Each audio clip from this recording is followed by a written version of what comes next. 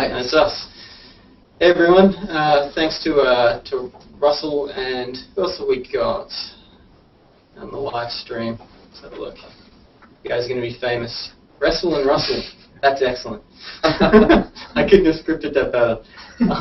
So welcome to our first on-air Android developer office hours. We're going to hope to try and do these regularly on a weekly basis. And we're really open to feedback from you guys as to what sort of stuff you'd like us to do. So far we've been doing technical questions around Android development, and that's what we're going to continue with today. So we have a bunch of questions on moderator, which we're going to go through. And before we do that though, I just thought I'd go around and introduce the folks who are here in the room today. So my name's Fredo Meyer. My name is Roman Nurek. I'm Anka Cotwell. I'm Fred Chow. And Tony Chan. Cool. We've got some invisible people off the side of the camera, which will, there you go. Their presence will become more apparent if there's a question that they can answer, which we can't. So expect that shortly. Okay, so let's have a look. What questions do we have today? Let's do this. We should sort by, you got it, okay. I got it up. So we've got 17 questions. So those of you who are watching, hopefully there's one or two of you. If you have a question you'd like to ask, the easiest way is if you submit it to the moderator page. There's a link to it just under the post telling you about this Hangout. So add them there and we'll be able to go through them most easily. As a heads up as well, I'll give you more information as we come across questions we can't answer. Generally speaking, we can only answer stuff about technical things which have already been released. So there's no point asking us about when stuff's coming out on your phone, when new APIs are being released, anything which isn't already public knowledge. We are not the place to go for a scoop. So we'll be sticking to things which... Shoot, fuck that thing. I was gonna.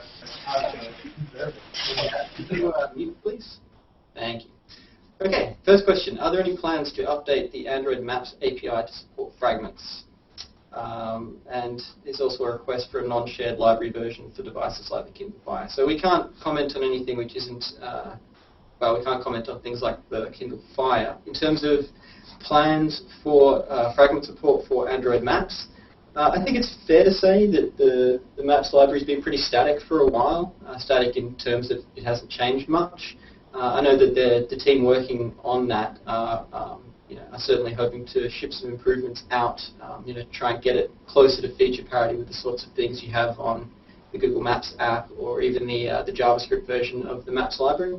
So in terms of specific plans, specific releases, there's nothing we can say, but there's definitely work going on in that area, so stay tuned. Just to add on to that, I think that fragment support is one of those obvious things that is currently really, it's almost like a bug, a usability bug for developers. So I think that's something that, we can't really guarantee it'll be addressed, but that's something that's high on the list of things that need to be addressed. Yeah, absolutely. And we see fragments as really the right way to do your UI. So it's, it's not ideal that you can't use them properly for compatibility-related apps.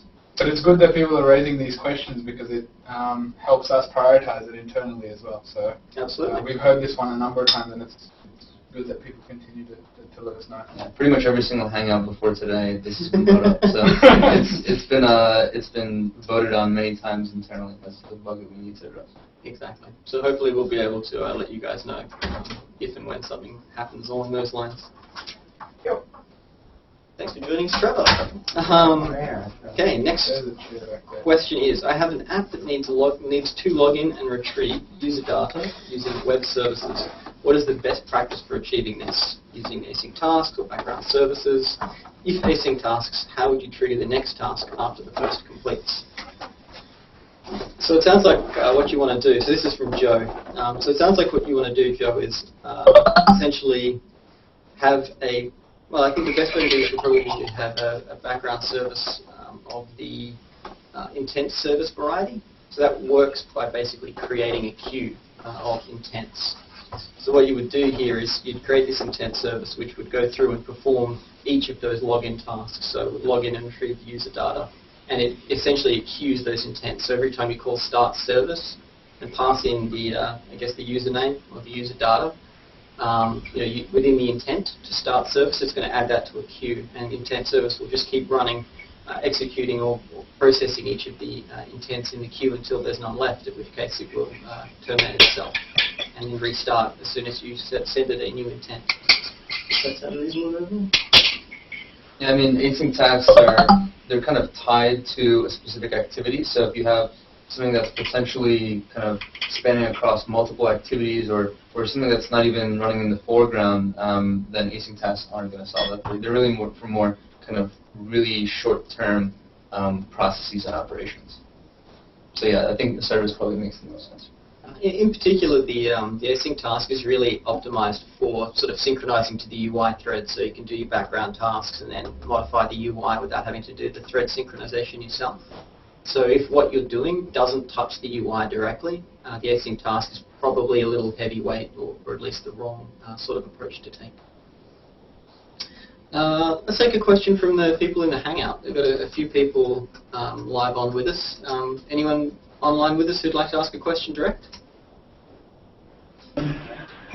Sure. I had the question about the Viewpager and how to update it properly. When I'm doing it, I'm having the issue where I call the adapter's dataset changed, and it's not appearing to change any of the views inside of the adapter. Okay. So calling, I forgot what the name of the method was, but calling that doesn't actually perform an update? No, and then there's actually on Stack Overflow, there's this whole discussion about it, but basically in my question I posted, there's like the workaround, which seems to be more of a hack than a workaround. So I'm wondering if that's a bad practice to use that, and if it is, if there's a better approach. Not sure I exactly follow. Can you, I guess, chat or like send the link to the Stack Overflow in the chat, or maybe just kind of explain the problem? I think I have Oh, Sure. Give me a second. So is it like heart attack, the thread? No, don't know. This looks like the one. It's using the Viewpager from compatibility library, several views, update the Viewpager with the new set of views. Force and invalidate when it's done or something? Yeah. Try calling and invalidate on the Viewpager itself. So invalidate on the Viewpager won't do anything because it's just going to cause it to redraw. It's not going to change its data set. Yeah. Right. Is it that the views aren't being recreated, or is it that it's just not redrawing? Well, so I'm changing the content. I have like a linear layout where I'm adding views to it. I posted the Stack Overflow link in the chat, so maybe you can see it there. I don't know if I can see it. Wait, That looks like the right one. that's the same one? That's the same one that I've got up. Yeah. I pinged this to you. Yeah, I don't have any immediate ideas. Anyone else? Can you read out what's the, Sure. the explanation? We'll have a think. Yeah, and if I override the get item position to be position none, then it seems to probably do it all the time whenever I do a flip. Mm-hmm. Yeah, literally that's what the solution, the suggested solution. Let me just read it out loud. Let's see if anybody has any ideas. So I'm using the Viewpager from compatibility library. I've successfully got it displaying several views, which I can page through. I'm having a hard time figuring out how to update the Viewpager with a new set of views. So notify dataset change doesn't actually do that, apparently. That's counterintuitive to me. I would assume it did. That's kind of, if it doesn't actually update any views, then that may be a bug or something. Or maybe we're not kind of understanding how Viewpager works. I don't know. So okay, so it's basically modifying the views at runtime. So if you assign a whole bunch of views at the beginning, it's fine, and then if you change the underlying adapter so that it contains new content, it's not recreating those views for you. Right. So like if I had rows in a linear layout and I hit the plus button on one of my rows to add a new row, and my data sets in the background I update the data set, and then I call the notify data changed. And then when I do that, then it's not updating. So the only way for me to do that would be to do that overriding the get item position, and then that seems to work out okay. So I'm not sure why I have to do that, but. So is one of the problems that are you expecting that instantiate item should be called again for everything? Is that No, I correct? mean, I guess I just expect that to behave like any other, like a list adapter. You know, you make a change to the data set, and then you call the, notify, either invalidate it or change, and then the list gets updated. So I was kind of expecting that kind of behavior. So I think Viewpager works slightly differently in that it doesn't actually try to aggressively recreate items. It tries to reuse existing items. I think maybe it's part of the start update, finish update. I mean, I could be wrong. I haven't used those specifically, but basically in like a list view adapter or a list adapter or whatever, you'll be given the opportunity to recreate those views. But I think that Viewpager expects you to kind of create the view once, because they're a little more heavyweight. It's kind of like an entire screen. So, a developer doing things the wrong way could end up recreating a whole bunch of stuff. That's my understanding of it. I could be wrong. But yeah, I think we're going to have to dive in a little deeper, maybe off the Hangout and see what we can do. But since we have the Stack Overflow thread, I think we'll circle it around and see if somebody can answer it. And if it is bugged, we can post the bug on Stack Overflow. Right. Right. So our hidden member here has mentioned that if it is a bug, then we can absolutely get it filed and triaged and looked into. My gut suggests that what you were saying, Roman, is right, that it's just not being built to be adapted like that. And I mean, one alternative is to, if you're keeping the number of views the same but the contents are changing, is to hook up the internals of each view that you're adding to the Viewpager so that they react to the underlying data set changes. So rather than recreating the views, whenever the data changes, you modify the existing views. That's a little bit less heavyweight. Might work slightly better. It's just data binding on a different part, if you like. Okay, thanks. Cool. Okay, so there's a question on NFC next. Why is there a byte limitation sending data with more than 260 bytes, presumably, using NFC? I need to send more than 400 bytes, and I'd like to know whether there is a workaround or bug fix. I can't split the data into more parts. They must be sent in one part. There's some follow-up conversation here. It looks like someone doing some work with smart cards, German ID cards specifically. So I actually had a little bit of a look into this, and my understanding is that the standard spec limits the amount of data transfer that you can use, with the sort of presumption that for the most part you're going to be initiating some other kind of data transfer, like Bluetooth or something like that, if you want to send a lot of data. There is a different spec which supports something called extended length APDUs, which means very little to me, as I understand it. It's the hardware on most of the Android devices that I'm aware of.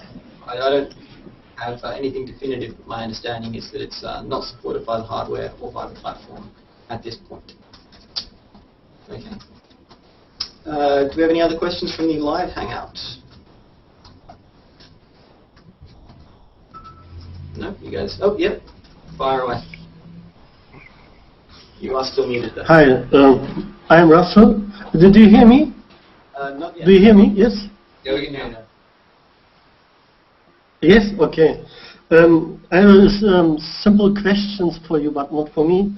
It's how to start a phone call in a loud mode in an activity where the activity is still in the foreground, not in the background, so that I can press my in the activity to start a call, but I want still see my activity.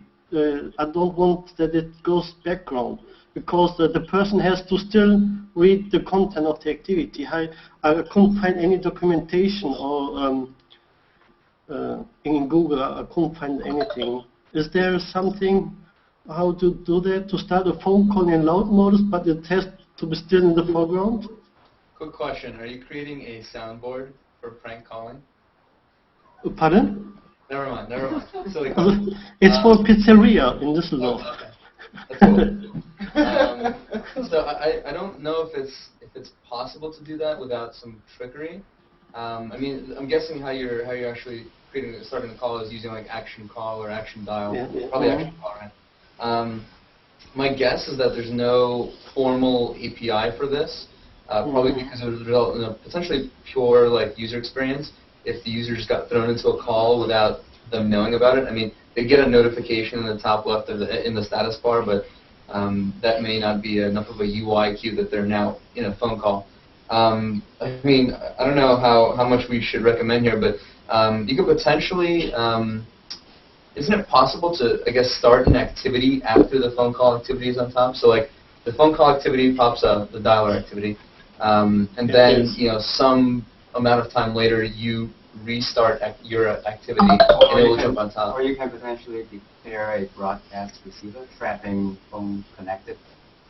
Oh, really? There's an action for that? Yeah, there should be. Yeah, phone call state changed, yeah. But I think to your earlier point, whether from a UX standpoint, is it something that's acceptable? It's a different consideration. I think you want to be really, really careful. Like, there's only a couple of sort of protected screens in Android. The lock screen is one, and the in-call screen is the other. They're ones which we can't override as developers because they're considered to be sort of fundamental to having a phone work and be secure. So because of that, if you're doing anything to pop up another activity over the top of the in-call screen, that's probably something that users aren't going to receive very well. And even sort of the only workarounds we can think is effectively forcing another activity to start sort of randomly at some point in the future, and the user experience for that is always going to be really grim. No one expects an activity to pop up in front, and unless you're calling it the Spanish Inquisition, then it's really not going to work out. So yeah, what I would suggest as perhaps a workaround is what you really want to do is make it easier for a user to jump from that screen back to your app to read whatever they need to. So one alternative might be to start an ongoing intent, and that way they can just pull down on the notification bar, click it, and then that will open your activity. So it's still a button and clicks, but much faster than them having to navigate the home screen. So that's yes. Because I wanted that it has to be easy for the user, because the people who wants to order pizza, they don't want to press the notification button or the home button to go back to the activity. Okay. Well, one other idea that you might want to look into is voice over IP. You want people to use the phone number assigned to the phone, of course. But if you do use voice over IP, and there is a SIP stack built in on Gingerbread phones, and later, if you're using an earlier phone, you can bundle your own SIP stack. But that gives you a lot more control over the in-call experience. And that's Okay. I think that's about the best we've got for you. So whatever you do, just be cautious that you're not doing anything too intrusive, because you're more likely to react negatively if the phone does unexpected things. Okay. Okay, thank you very much. Nice, cheers. Thanks. So the next question is a somewhat lengthy one. So I'm going to mention it just so that I can comment. So it is, how should a REST client properly be implemented in Android? Which is not a very short topic. They go on to say that they're seeing the Google I/O talk, but a tutorial or guide with actual code would be really helpful, especially since it's a fairly common requirement for apps. Yes, that is very true. It is common, and we should give you some more guidance. So hopefully a lot of you guys have seen that we launched late last week Android training at developer.android.com/training. So what we're doing there is trying to create a whole bunch of classes which explain the best practice around doing some fairly common tasks in Android the right way. And it sounds like we should probably create some classes and courses around implementing REST clients. Yeah, Plus one. So for now, for anyone else who's wondering the same thing, the Google I/O talk from last year, this year, is really, really useful and should give you a lot of pointers. So start there, and hopefully we will be able to provide some more guidance for this sort of thing shortly. So, just for those that are looking for, I think it's called RESTful Android apps or RESTful Android clients, or developing Android REST client applications. Yeah, and it was by Virgil Detronsky. And that was actually my question that I asked, and I just got my feet wet into Android, and I've been starting to do some more interesting things, and coming across and how to interact with an API. I just kind of lost my footing a little bit. It wasn't exactly clear how to do that. Like I watched the talk and made it perfectly clear that do not absolutely do not do the request in your activity. That part got across to me loud and clear. But as far as like he mentions 3 different patterns of doing it, and I'm not he doesn't really, I guess, make clear which one should you use in certain cases, or is there a preferred one? And so I think that's where I was sort of getting confused. Can you talk a little bit about your use case? Like, because I mean, a lot of those, the 3 patterns that he described were, I think they ranged from like the most basic type of app to a very, very complex app. So I think his most complicated pattern involved like a sync adapter and background services and things like that. And a lot of times sync adapters can be overkill if you're doing really, really simple things. But for full-fledged clients, for like social networking services, you probably want to use that level of depth in your app. So, I mean, do you want to talk a little bit about like? Yeah. I don't. What I'm trying to do is I'm trying to build an app that works with the FreshBooks API, and so that isn't. There's quite a few calls that it has, and there's a lot of reading and writing. It's not just I want to get data. I also need to be able to update it and keep it sort of in sync. Yeah. Is FreshBooks a service that you would log into? Like, does it have an account? Yeah. You can create account on their website, and then also I want to be able to access it mobily.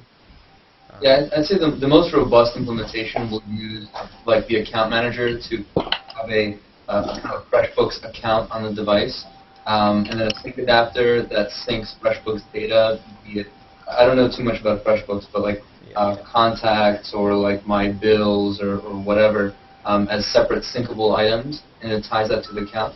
And then all of that would be done. All the RPC stuff would be done in a background service that has some sort of like queuing architecture. So I mean, you can definitely go kind of all out and use his most complicated pattern that he described there. Unfortunately, we don't have sample code right now, but that's something that we can look into with Android training. But I think it's really up to you which pattern you choose, is how complex you want your app to be, and not really complex, but how thoroughly integrated into the system. And the most thoroughly integrated will use the sync infrastructure. Yeah. That's the one that when they go to accounts and sync settings, it will show up there. Exactly. Okay. Yeah. But I'd say, I mean, if it's your first foray into Android, then start simple and gradually layer on that functionality as needed. Yeah. Okay. Thanks. Yep. Nice. Okay. Let's see. We have anyone new on the online hangout which wants to ask a question, or should we move on to the next moderator question? I have perhaps a quick question. Shoot. Is there a way to start an Android application with a specific argument from, for example, an email client? Question. Your email client or like Gmail? Gmail, yeah. Not really. We're not talking about intent. So I don't understand the question. What do you mean by start an Android application? Like, and what email? Are you talking about a desktop email client launching on the phone, or sending email? No, on the phone. So I want to send like an email to my users. When they click on a link in that email, I would like to start a certain activity from my Android application, passing on some kind of argument. Ah, yes, that's totally doable. Yes, so yeah, you could, as Matt's saying right there, you could use a custom protocol. That's one option. The catch there, though, is the app has to be installed. If the app isn't installed, the phone won't know what to do with the URI. But yeah, so the other option is you can actually just go and create a URL filter. Same technique, basically. It's an intent filter that's watching either for a custom protocol or a specific URL. And what you can do is you can intercept that other URL. So that's, for example, what happens when you click on a YouTube link, and the phone app asks, do you want to open this in YouTube or the browser? Will it also ask for my application if it wants to open it in a browser as well, or will it think my... Yeah, I'm getting to that. Just a sec. So yeah, I mean, like, yeah, the catch is you can have the user could select the browser as opposed to your app. Now I don't know if you can use the priority to override that. I don't think you can. Yeah, so that is the downside. They could select the wrong app, but the upside is it gives you a chance to recover. So if the user doesn't have your app installed, you can pop up a browser window and say, hey,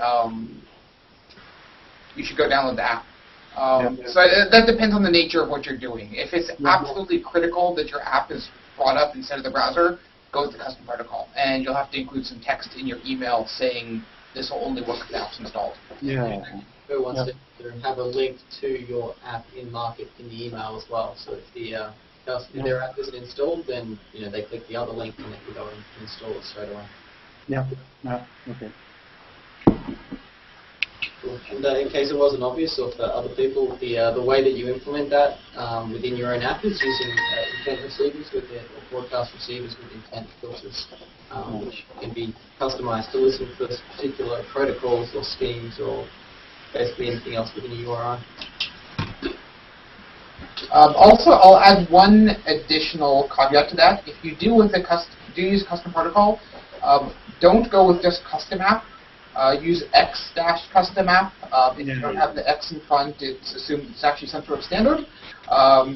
So the convention is you put X dash in front when it's something that you just pay that.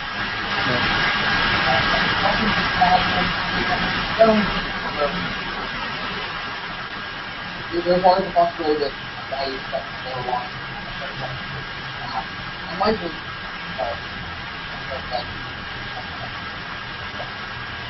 Everyone sees me. Oh, never mind. Yay. I think the plane was about to take off. Thanks, Ian.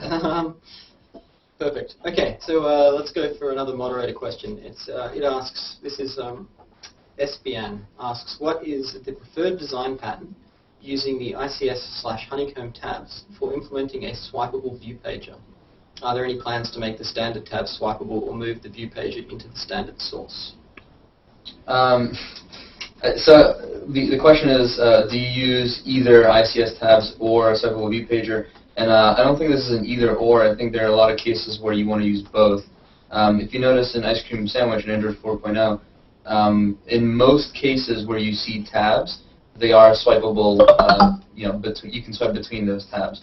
And in many cases, those tabs are also not fixed, but they're scrolling tabs. So, for example, in Android Market, you see things like categories and featured and top new and top free and things like that. And those, we still treat them like tabs. They're really still the same kind of semantic, hierarchical part of the app, right?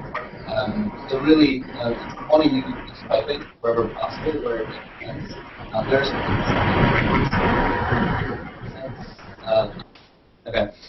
There's certainly cases where it doesn't make sense. Like, for example, if one of your tabs is a map, then you don't want, then swiping kind of breaks down there.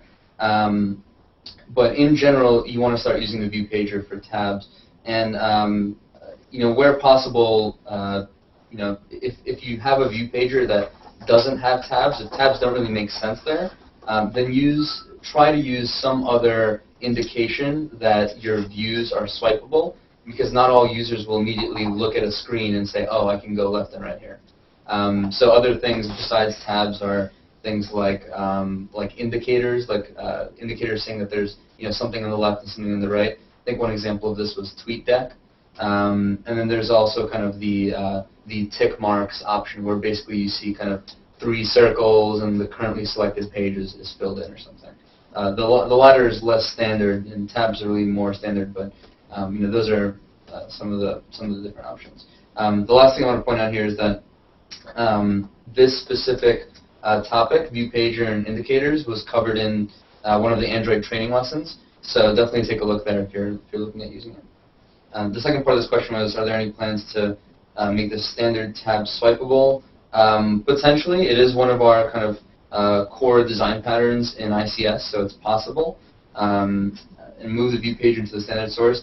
This is all possible, but I mean, we can't really comment on whether it'll actually happen. But these things, I mean, they do sound like they make sense.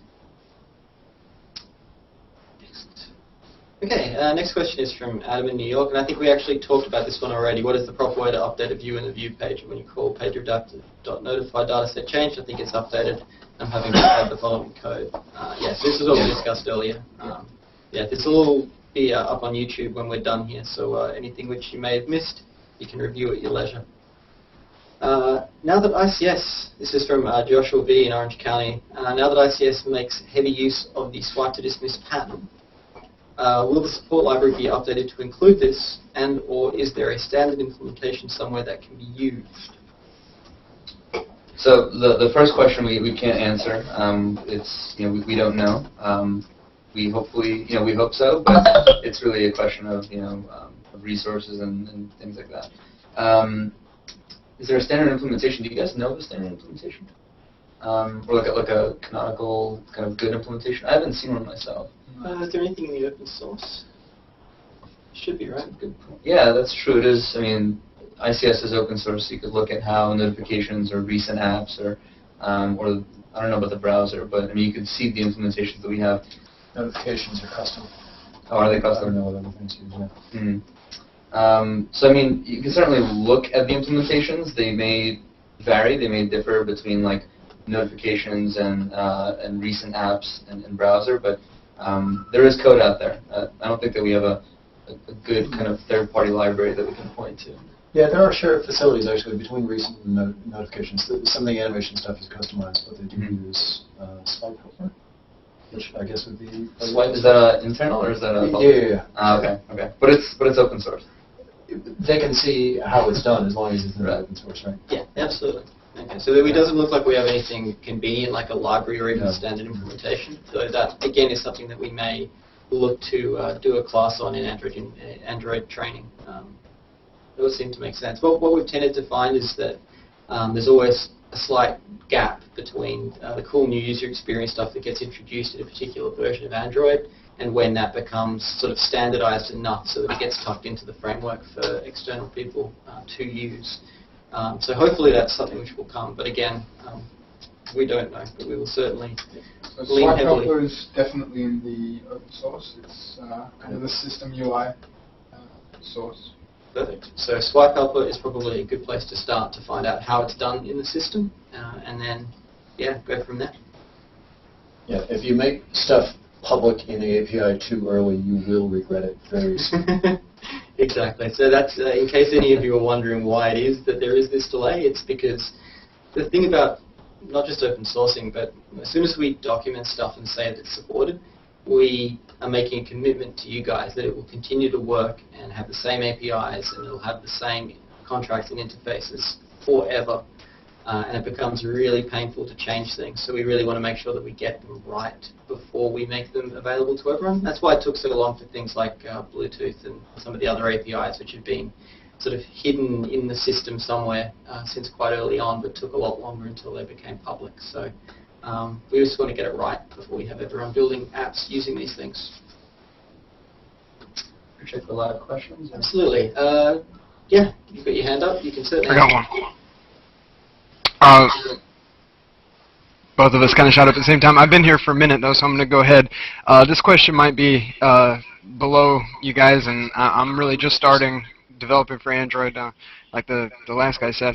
I have an app, and I want to take anonymous data, basically reported to a server or to a database. What would be easier, and I want to use Google Maps to make a heat map using that data, showing red and green in different areas for different concentrations. What would be the best database to store user input to? Would that actually be Google Docs, the database that they have, or should I set up a server online?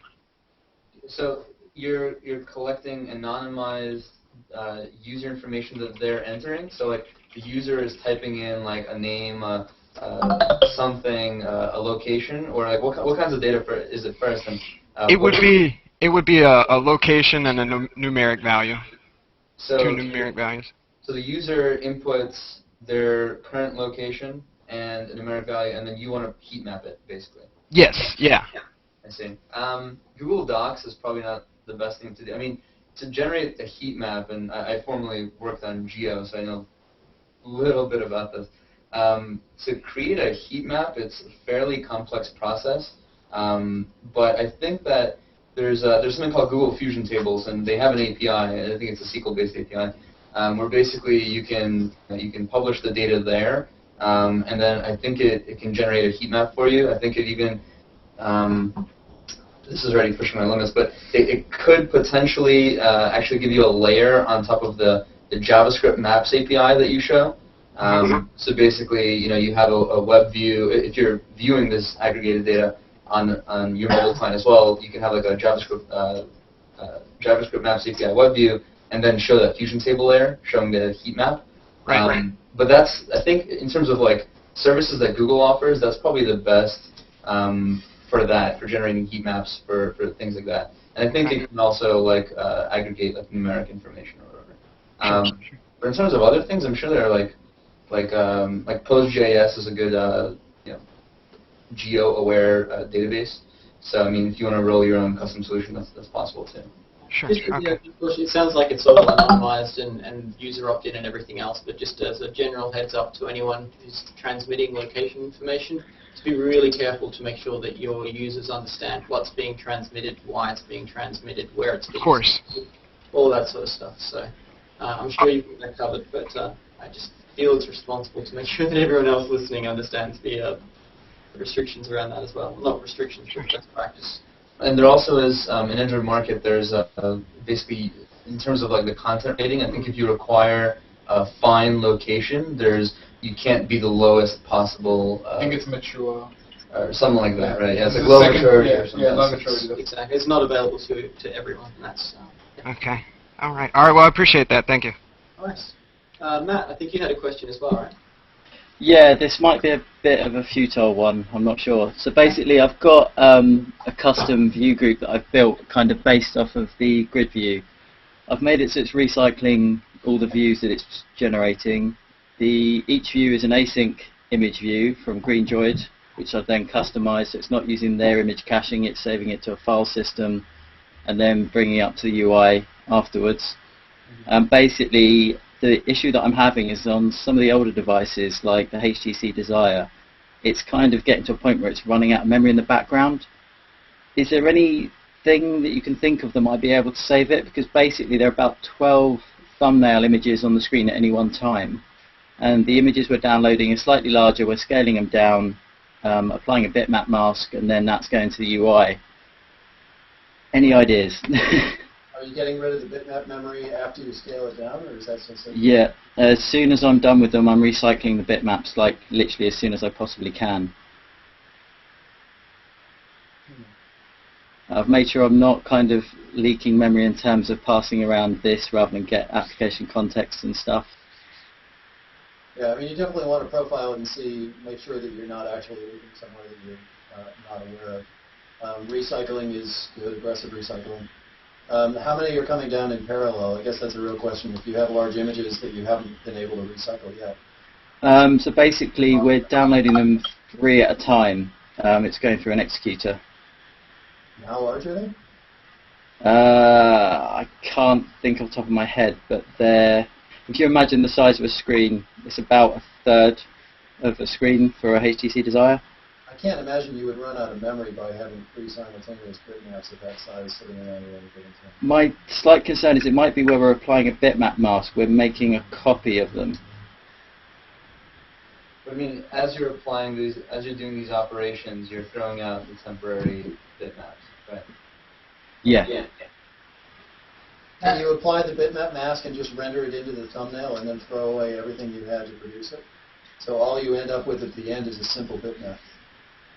Yeah, that is essentially what we're doing, but it's in the middle of the creation of the bitmap, which is masked.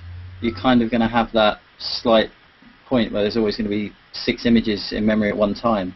And again, 6 images the size of half the screen of an older device. Should be okay. You would hope so, yeah. You're running out of like Galva keep space, or is it something else? Yeah, it just keeps on saying out of memory bitmap exception, like it's just the bitmap factory not getting it. And we had problems with the HTC Desire where originally generating the bitmap from the stream was having issues. I had to change the way it was doing it specifically for the HTC Desire. You've tried all the bitmap factory options, like the mutable. Actually, that means Yeah, we played around with the sample size a little bit as well, but it's just not quite big enough to halve it.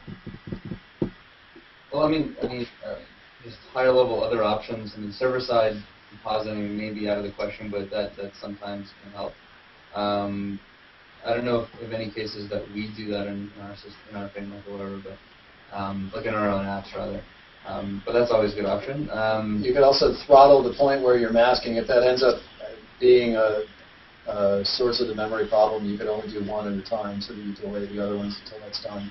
So at that point, 3 plus the mask will mean play at any given time. Okay, cool. Yeah, I was literally just kind of getting to that point where I figured I'd ask you guys rather than just kind of give up to the point of throttling it down further, but no, that's cool. Will Hat give you information about bitmap? Is there sort of a weird... Bitmaps are this weird... Yeah. I definitely recommend learning how to use Hat and see if that helps you track down any potential leak issues here, or you're actually not getting rid of them as you think you are. Yeah, I mean, we've kind of gone through and cleared up a lot of cursor stuff. Apparently that was creating like a megabyte a go of opening cursors, and we have been using the profiler, and it's not really revealed too much. I'm talking specifically about Hat, though. I don't know if you've played with that. Okay. So there was a Google I/O talk on memory allocation and using J-Hat and things like that. Okay, I'll go and have a little dig through for that one then. MAT is different from T. Right. There are two things, I think. One of them is a plugin that is that Matt. Yeah. So J-Hat is a command line equivalent to that. Yeah. It's a separate window, but it works out the same. Anyway, if you watch the talk, he'll give you the details about how to run that. And that's actually, it doesn't just tell you what's been allocated, but it tells you what's actually still existing at any point in time. It's very useful. Okay, cool. Alright, I'll have a little look for that then. Cheers, guys. Yes, Matt. Thanks. Okay, now we have another question. This one is from Ian in Minneapolis. He asks, or he says, that they have a progress slider that updates a complex view, 50 plus edit text.set text calls as the user drags the slider. Profiling this, you can see that a bunch of time is spent doing layout. The best way to speed this up beyond flattening the layout. Well, off the top of my head, I'd say that we don't have 50 plus edit text.set text calls. Yeah, I mean, you can't, how can you see 50 edit text at once? And it sounds very difficult. Yeah, I mean, the reality is that on mobile, it's a pretty resource-constrained environment, and doing UI compositing is expensive. I would think on desktop, I mean, my background before mobile was WinForms development, and updating 50-plus edit boxes in real time based on a slider progress update would not have been a good idea then either. So text in particular, you're not talking about like resizing the bounds of a button. Yeah. You're talking about figuring out how large characters are given the current font. It's a lot of work. Yeah, it takes a lot of time to do the layout because it takes a lot of time doing the layout. The only sort of suggestion I could think of would be to effectively remove all of the controls and then do it all yourself. So rather than having all of these edit texts on the screen and updating them, draw them. So create your own custom view that composites the text and lays it out on the screen in the way that you want to, rather than using all of the edit texts. I can't quite imagine how you've got a layout which works with so many edit texts. It'd be useful to have some more information there. We might follow up with you later. But yeah, I mean, my suggestion would be draw your own control and have it do all the text stuff yourself. That should be a little bit less expensive because you're doing all of that work once rather than 50 times. The other thing to watch out for is if for some reason you're running a layout pass every time you call set text, like if it's not just like a for loop calling set text, if there's some other stuff happening where it's actually doing a layout after each set text, I'm guessing the only way that would happen is if there's a chance for like the layout message to get processed in between set text calls, then you might like actually be doing that 50 times. So for every single edit text. So that's something to watch out for. But yeah, agreed with the other. Yeah. Often when it comes down to stuff like this, it's simplify, simplify, simplify. Try and figure out what you're doing. And obviously using a lot of standard controls like edit text means that you don't have to do the hard work around figuring out how to render text properly and wrap and do all of those things. But if you're not doing the work, something or someone else is. In this case, it's going to be the system trying to calculate how to do all of that in real time. Let's see, we've got a couple of new people on screen. Do any of you guys have any questions you'd like to ask us? Yeah, I've got a question. This is, I guess, more of a platform development sort of question, I guess. So I've been doing this project with this thing at metawatch.org. I can just show this to the camera. I don't know how well this is going to work. You can kind of see there's notification icons there, which I think is really cool. But it requires a patch to the platform to work properly. So it's, I guess, sort of whether you think this functionality is going to be something that might be accepted. So the two changes that I've had to make are, firstly, it operates via an accessibility service, and I can get I can receive an event when notifications are added or updated, but there's no event currently for notifications being removed, so I've added that. And I guess the more controversial one is for ongoing notifications. I've added something to include any text that it can find in the content view of the expanded notification in the accessibility event text list. So I wondered if there was a particular reason why that wasn't included up to now. I guess maybe privacy issues, that sort of thing, or whether it's something that would have a chance of being included if I went ahead and submitted this patch. We can't see the UI. I don't know if you've got your video muted, or if it's just not coming through. It's just all white. Or if it's just seriously minimalist. Yeah. If I understand what you described, it's basically around adding some further the ability to read information by third-party apps. Is that right? Yeah, so as an accessibility service, you know when you pull down the notification bar and you can see the expanded information there, and that's a remote views object in the content view of the notification. Basically, as an accessibility service, I want to read any text that I can find there. I've added a patch that goes looking for text views and grabs the text out of them. Right. Yeah, so that's not likely to be accepted. Again, we're not part of the team which makes that kind of call, but just based on my own experience, the security risks there are way too high to allow any other sort of third-party thing to be able to read it. Because effectively then, any accessibility service that you install on your phone would have access to all of your incoming email subject lines, SMS messages, incoming and outgoing phone calls, sure, Wi-Fi, absolutely, basically anything. So the security risks and privacy risks in that, I think, are going to be far too significant. I think what you'll find instead is better platform support for accessibility around that. So there's a bunch of new things in Ice Cream Sandwich which should improve accessibility and make it easier for you when you're creating your own remote views or custom views or anything else to give all of the accessibility hints required so that the accessibility services are able to work with that the right way. But in terms of creating sort of generic rules for it, it doesn't seem like something that's likely to be put into the system. Okay, I mean, if I can give the context for it, I guess you can see the watch I was holding up to the screen. The idea is to mirror the notifications on the watch, you see. But yeah, I don't know if there's any other way of doing that particularly jumps out to anyone. I don't know. It's not great. I mean, there's something called, I think, Sony Live View.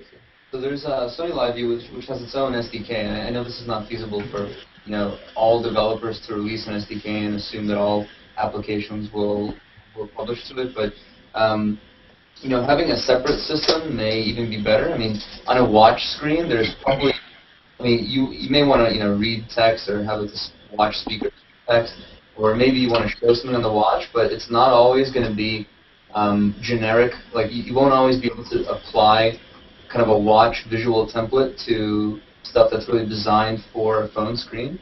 So, I mean, you may want to, you know, have an SDK and, you know, reach out to the other developers proactively and see if they can, you know, along with making the call to notification manager, they can potentially make a call to kind of this watch SDK type thing.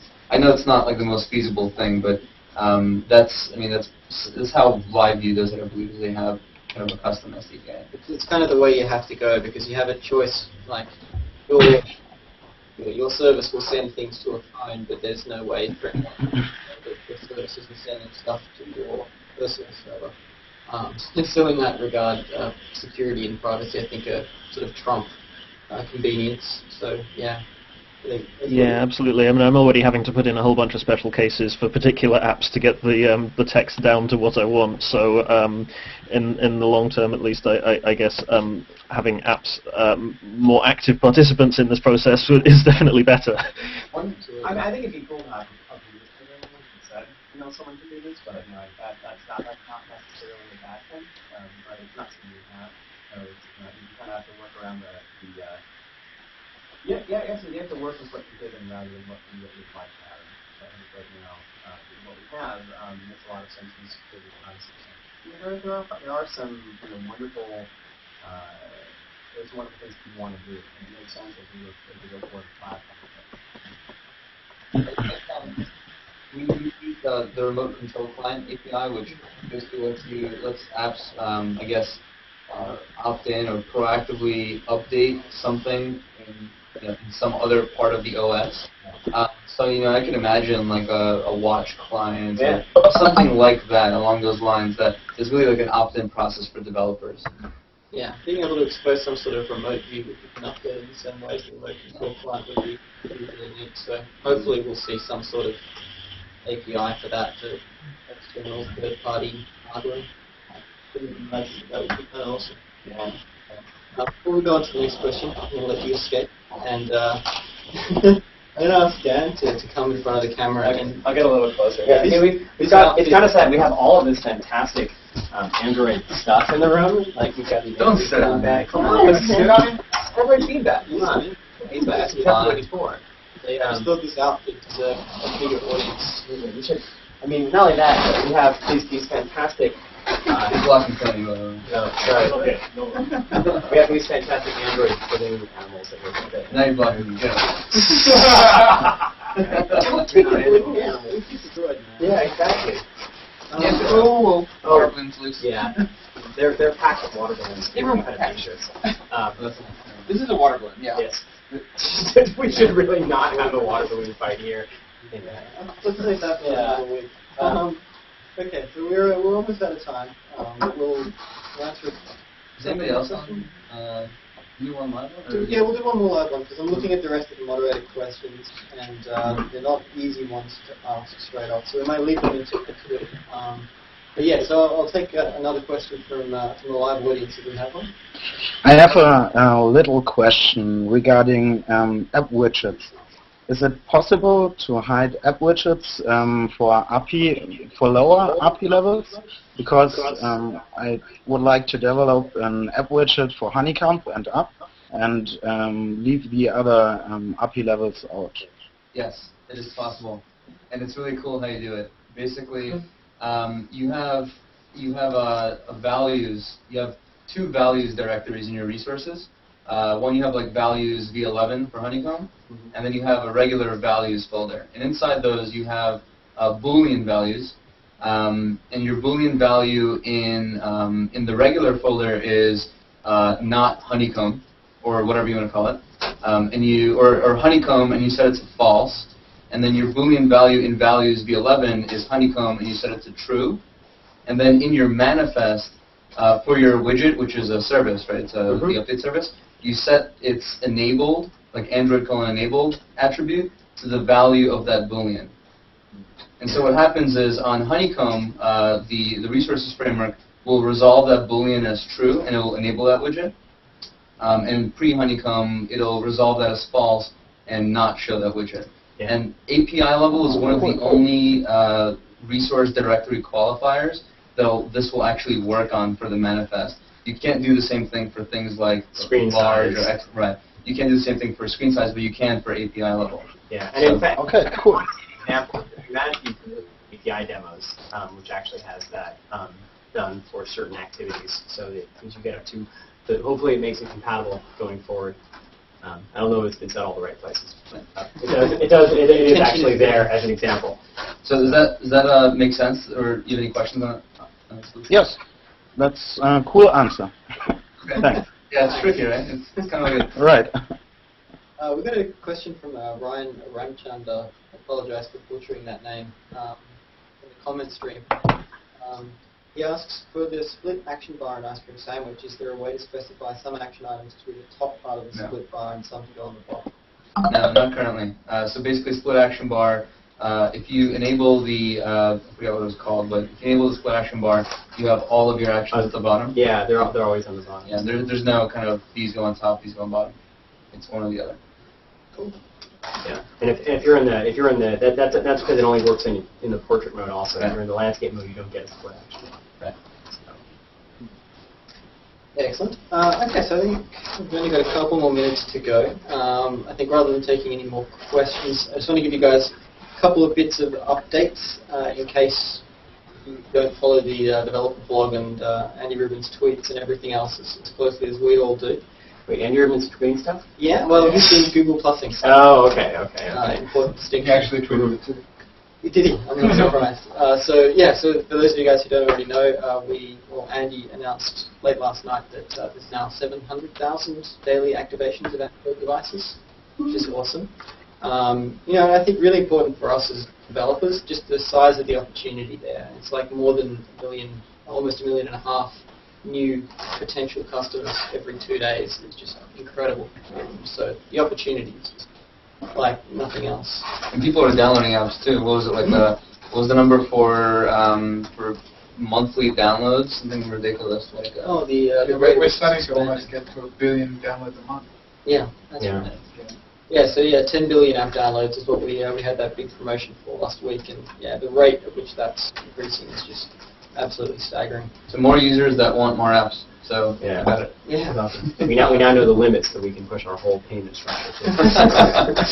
We also had a post from Jesse Wilson on the Dalvik team about the XML pool parser. So if you are using an XML pool parser, definitely check that out. There's some changes in Ice Cream Sandwich which fixes a bug in a way that may break your workaround.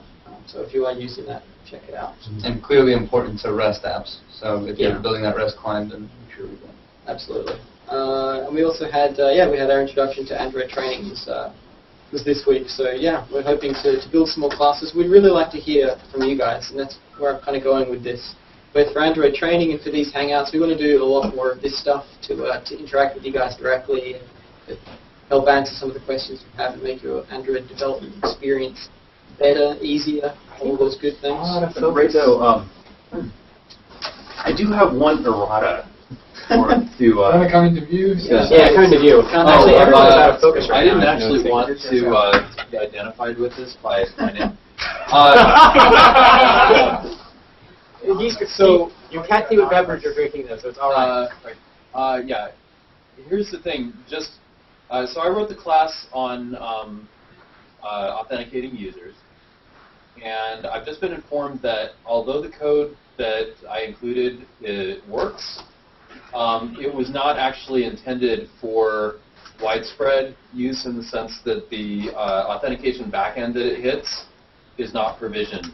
So I will be making changes to that class very, very soon.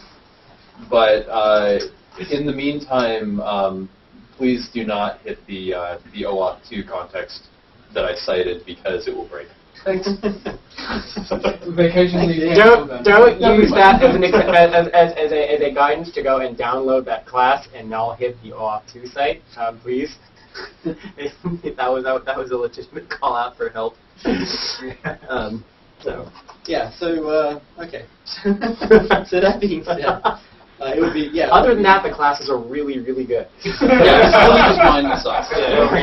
Well, we need to know from you guys what we should be focusing our time and attention on. So we would love to hear back as to what classes are missing, what you'd like more depth in, what we can help you guys understand better, both in terms of the Android training and hangouts like these. What can we do to to better interact with you guys? So we'd love to hear your suggestions as to how we can use these hangouts to work really well. We also don't have a hell of a lot of analytics for Hangouts yet, so if you are watching on the stream, it would be awesome if you +1 the post so we can get some idea of how many people are out there watching us as we sit around and answer questions. Right, because we see like 3 people. Yeah, we really They're all hope, asleep. we really hope we don't we see 3 people in a white square. That's right. We hope we don't That's the app, outnumber right? you by that large of a percentage. That would be kind of sad, but it's possible. So with that, it's just after 3. We're going to sign off. We will be doing these as we have been every Wednesday at 2 o'clock Pacific time. And we're going to hopefully branch out and do more regional hangouts and, like I say, different variations as well as Q&A. So let us know, and we'll see you guys all next week. All right, thanks, guys. Thank you. Have a happy holiday. Thanks. See you, everyone.